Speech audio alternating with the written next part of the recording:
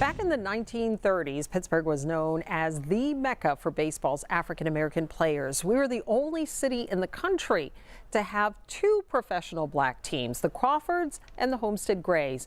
And so many players lived out their lives here and are now buried here.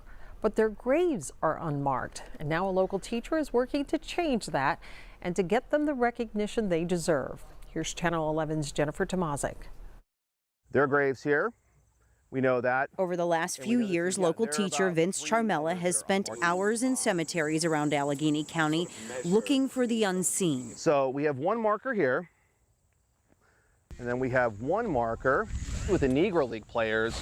A lot of them were buried in unmarked graves right here. Frank Farrell Fuzzy Walton, Charles Samuel Charlie Hughes, Emmett Granville Campbell. Sadly, their names have been forgotten, and if families don't come and eventually pop a stone on here, they're lost to history. That's why Vince is documenting where local Negro League players are buried and is now trying to get them all headstones. I wanted to, drill down a little deeper and find the guys that didn't get the recognition and the accolades that they deserve. Like Charles Lefty Williams. He's between here and there's a stone right over there. He pitched for the Homestead Grays for practically his entire career from 1921 to 1935.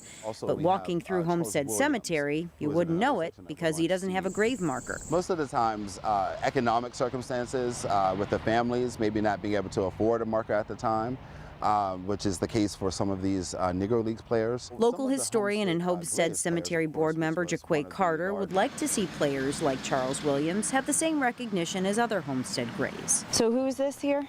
This is Cumberland Posey Jr. He went by Cum Posey. A baseball Hall of Fame player and eventual owner of the team. They really faced a lot of adversity. They had to, form their own, separate league, not being admitted into the major leagues. So it is really nice, in this day and age to be able to honor them, decades later, but they really paved the way for, so much. Maybe you have the same question as me. How do you know that someone's buried there if it's not marked? Well, Vince says that he started with gravesite websites. You cross-reference, I found his death certificate, so I was able to see he was buried in Homestead Cemetery, and that's where the boots on the ground part of it comes in. You come here, you start walking around, try to find where Section 3 is. Now, Vince has gotten a lot of help from people at cemeteries like Jaquay, and by his count, he's found between 30 and 40 unmarked Negro League players' graves at several cemeteries in Allegheny County.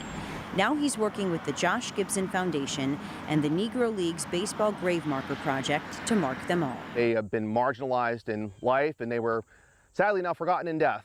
And so for me, this is a great opportunity to bring their story to the limelight. Vince says they're just in the fundraising phase right now, and it will be up to the owner of the plot, whether that's a family or that's a cemetery, to decide to place a gravestone. Reporting in Allegheny County, Jennifer Tomazik, Channel 11 News. Thanks, Jennifer, and there's a way you can help. We did put a link to donate to the Negro League grave markers. That's on our website, WPXI.com.